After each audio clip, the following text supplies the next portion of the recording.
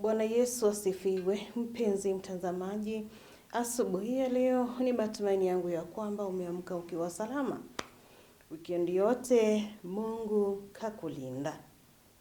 Na asubuhi ya leo akaweza na kutubariki na uhai katika uso wa dunia. Maana ninakwambia kwamba baraka ya kwanza ni huu uhai ambao umeweza na kubarikiwa nao. Na pia akaweza na kutubariki na siku mpya ambayo hatujawahi kuiona, na pia wiki mpya ambayo hatujawahi na kuiona, ambapo tunaomba kwamba siku ikawa ni ya baraka, na kuanzia siku ya leo wiki pia ikawe ni ya baraka.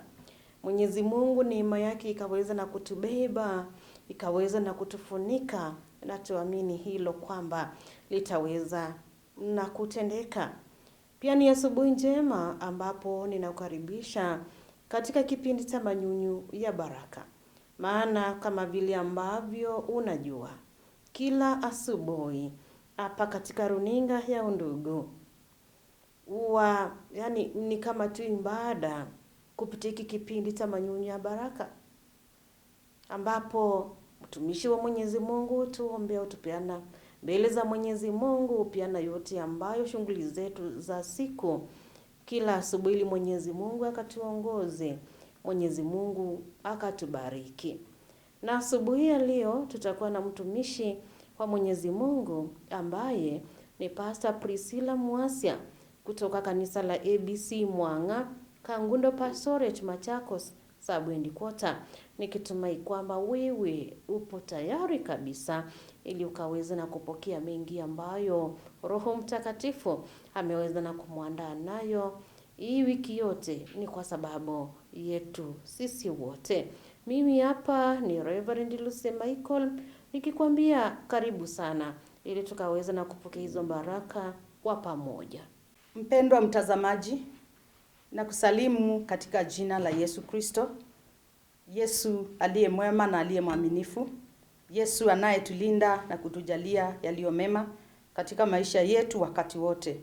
Asubuhi ya leo tunaenda kulisoma neno la Bwana katika Luka mtakatifu sura ya 19 mstari wa 1 hadi wa 3. Biblia inasema, naye alipoingia Yeriko alipita katikati yake, na tazama palikuwa na mtu jina lake Zakayo, mkubwa mmoja katika watoza ushuru, naye ni tajiri. Huyo alikuwa akitafuta kumwona Yesu ni mtu wa namna gani, asiweze kwa sababu ya umati wa watu, maana ni mfupi wa kimo. Tuombe. Baba yetu wa mbinguni, katika jina la Yesu, tunayo asante na shukrani kwako asubuhi ya leo kwa ajili ya neema yako na kibali chako juu ya maisha yetu. Umetulinda, umetusaidia, umetupa kuamka tena. Na huu ni wakati ambapo tunaenda kusikia neno lako. Baba yetu, naomba ukanene nasi na neno lako Baba yetu likawe na nafasi katika maisha yetu asubuhi ya leo. Katika jina la Yesu tumeomba. Amen. Anwani ya siku ya leo inasema, ni nani huyo? Neno la Bwana ambalo tutakuwa tunaangazia litakuwa linauliza, ni nani huyo? Kama vile tumesoma katika hicho kitabu cha Luka, tunamuona huyu ambaye anaitwa Zakayo. Biblia inasema ya kwamba Zakayo alikuwa mkuu wa watoza ushuru. Zakayo pia alikuwa tajiri, na alikuwa tajiri sana. Na tunaoni ya kwamba Zakayo alitamani kumwona Yesu, ajue ni mtu wa namna gani. Pengine Zakayo alitaka ajue atamuitisha Yesu kodi kiasi gani. Pengine alitaka ajue iwapo Yesu ataweza kutoa ushuru au la. Pengine alipenda ashirikiane naye kama mkuu, pamoja naye wajue wataweza kutoza kodi namna gani kwa wafuasi wao. Na pia tunaoni ya kwamba ni pengine alikuwa anataka kufanya urafiki na Yesu. Biblia inasema ya kwamba Zakayo alikosa nafasi kabisa ya kumwona Yesu kwa ajili ya kimo chake. Na tunaona ya kwamba kile kimo kikamsaidia huyu Zakayo, na akapanda juu ya mtini au akapanda juu ya mkuyu. Na alipopanda pale, alikuwa anapanda kwa sababu alizuiliwa na upungufu ambao alikuwa nao kama mwanadamu. Tunajua kwamba kama ule upungufu aliokuwa nao mtu wa Mungu Zakayo haukuweza kumsaidia kumwona Yesu ambaye alikuwa anatamani sana kumwona. Yeye ambaye alikuwa anauliza huyo Yesu ni nani? Yesu huyo akamkuta pale mtini. Maana Yesu alitambua nia, na alitambua nia ya huyu Zakayo. Alijua ya kwamba Zakayo alikuwa na nia ya kumwona. Na tunaona ya kwamba Yesu ambaye alimkuta pale mtini, huyu Yesu asiyebagua, huyu Yesu ambaye anawajali wote, huyu Yesu ambaye anawapenda wote, huyu Yesu ambaye ni jambo ni mwanzo na mwisho, huyu Yesu anayeokoa, akamkuta Zakayo pale. Na tunaona ya kwamba pengine kama Zakayo unaweza kuwa unajiuliza katika moyo wako, huyu Yesu ni nani? Huyu Yesu ambaye kila wakati anasemwa, Yesu ambaye anasemwa katika redio, Yesu ambaye anasemwa katika runinga, Yesu ambaye anasemwa kila mahali hata sokoni. Tunajua kwamba unaweza kuwa unajiuliza huyu Yesu ni nani? Mpendwa mtazamaji wangu, tunajua kwamba Zakayo alikuwa tajiri sana, na katika utajiri wake hakuwa na nafasi ya kumpata Yesu. Alikuwa tu anauliza huyu Yesu ni nani?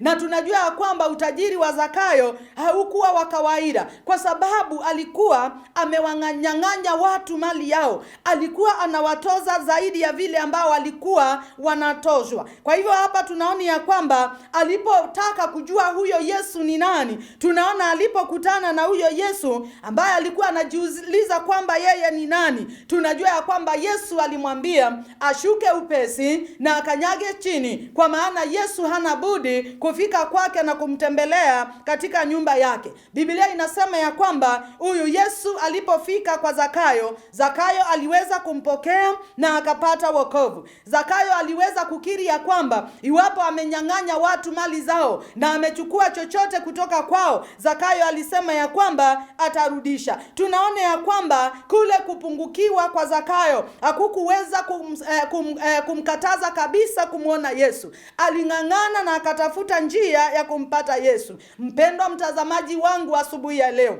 huyu Yesu ninayesema kumhusu, huyu Yesu ni yeye mwenyewe. Pengine unajua ya kwamba pengine uko na mambo ambayo yanakuletea upungufu kama Zakayo. Pengine umekuwa na utapeli, pengine umekuwa unakula rushwa, pengine unakuwa mkatili, pengine unakuwa na tamaa mbaya, pengine umekuwa na ujauri, pengine umekuwa hata ni muongo. Na hata pia tunaona kuna mambo mengi ambayo yanaweza kukuzuia usiweze kumpata huyu Yesu na usiweze kumuona katika maisha yako. Lakini tunajua ya kwamba huyu Yesu ambaye aliweza kumuokoa Zakayo, huyu Yesu ambaye alimkuta Zakayo katika ule mtini, aliweza kumwambia ashuke na ataweza kumpata. Na tunajua kwamba Yesu aliingia katika nyumba ya Zakayo, na hapo tukajua ya kwamba Zakayo aliweza kupokea msamaha wake. Zakayo aliweza kupokea wokovu wake, na ule upungufu ambao alikuwa nao haukuweza kupatikana tena katika maisha ya Zakayo, kwa maana Yesu anayempenda aliweza kumfikia na akaweza kunyosha mkono wake katika maisha yake na akaweza kumuokoa. Mpendwa mtazamaji wangu asubuhi ya leo, kama Zakayo, ninajua hata unapouliza huyu Yesu ni nani, unapaswa kujua ya kwamba Yesu ndiye anayeokoa, na Yesu ndiye anayetoa katika dhambi, na huyu Yesu ndiye anayeponya, na huyu Yesu ndiye anayeinua, na huyu Yesu ndiye mwana wa Mungu pekee. Katika mstari wa Isaya sura ya kwanza mstari wa 18, Biblia inasema hivi, wakati Isaya anapoongea na wana wa Israeli wakati wake, anawaambia hivi: haya, njooni tusemezane, asema Bwana, dhambi zenu zijapokuwa nyekundu sana, zitakuwa nyeupe kama theluji; zijapokuwa nyekundu kama bendera, zitakuwa kama masufu. Bwana Yesu asifiwe. Mpendwa mtazamaji wangu, Mungu wetu amepeana nafasi. Mungu wetu amepeana nafasi katika maisha yako ili unapotaka kumpokea Yesu Kristo. Biblia imesema njoo kwa Yesu, njoo usemezane naye. Hata kama dhambi zako ni nyekundu sana, hata kama dhambi zako ni nyingi kiasi gani, hata kama dhambi zako zinapita zile zilikuwa za Zakayo, Biblia inasema ya kwamba Mungu wetu ataweza kukusamehe na ataweza kukufanya upya katika maisha ya utakatifu na katika maisha ambayo yangeweza kukufanya uweze kufika katika ufalme wa mbinguni. Zakayo alikuwa anauliza ni nani huyo, na kumbe Yesu anamuona, na kumbe Yesu anampenda, na kumbe Yesu anamjali. Ndipo alipofika katika nyumba yake, Yesu alimsamehe na Zakayo alifurahi sana, kwa maana Yesu ameingia katika maisha yake. Hivyo nawe mpendwa mtazamaji, unapomwamini Yesu na kumpokea katika maisha yako yatabadilika, na wewe utakuwa mtu wa kumpenda Mungu na kuishi maisha yanayopendeza, na utaweza kurithi ufalme wa mbinguni. Na tuombe. Baba Mungu wetu ishie milele, katika jina la Yesu tunayo asante na shukrani kwako asubuhi ya leo. Ni kwa ajili ya neno lako ambalo tumelisikia kuhusu huyu Zakayo ambaye alikuwa anauliza Yesu ni nani. Wakati Yesu alipomfikia, tunaona ya kwamba alipokea wokovu. Na muombea mtazamaji wangu asubuhi ya leo ili akaweze kumkubali Yesu kuwa mwokozi wa maisha yake. Ndiposa asiwe tu anauliza huyo Yesu ni nani, bali akawe pamoja naye na akakae katika moyo wake, akaweza kupata baraka za wokovu. Naomba nikijua kwamba Mungu wetu umetusikia, utubariki na uwe pamoja nasi na kuendelea. Katika jina la Yesu Kristo nimeomba. Amina. Mtu mwenye shauku ya kweli ya kumtafuta Yesu ama kumtafuta Kristo hataweza na kuruhusu vikwazo vikaweze na kumzuia, kama vile ambavyo tumeweza na kuona na kuona Zakayo, vile ambavyo alikuwa na shauku ya kutafuta njia ya kuona Yesu, vile ambavyo ataweza na kumfikia. Yaani hiyo shauku, hicho kiu kilikuwa kingi mno, mpaka ule uvupi wake au kuweza na kumzuia. Maana hata watu vile ambavyo walikuwa nasukumana, kaweza na kuona umati, watu ni wengi, watu ni warefu kuniliko, kimo chake cha mwili hakikuweza na kumzuia kumuona huyu Yesu. Aliweza na kujiamulia kwamba hata kama mimi ni mtu ambaye ni mfupi, lazima nitamuona huyu Yesu. Shauku ikaweza na kumpeleka hadi kupanda kwa mti ili akaweze na kumuona huyu Yesu. Yaani shauku na uvumilivu alikuwa nao.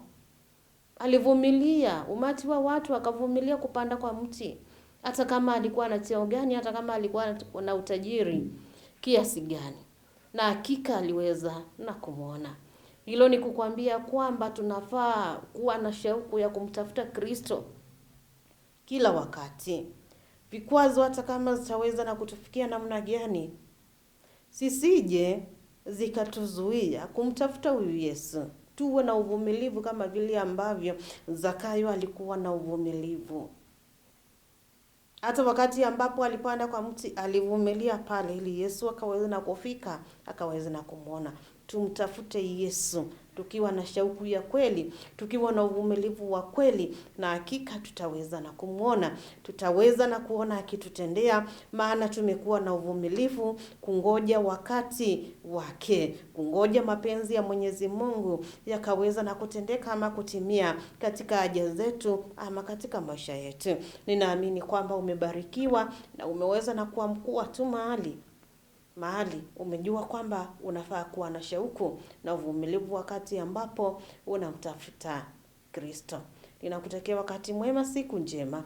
Tupatane hapo saa 3:30 usiku ili tukaweze na kubarikiwa tena kupitia marudio ya hiki kipindi.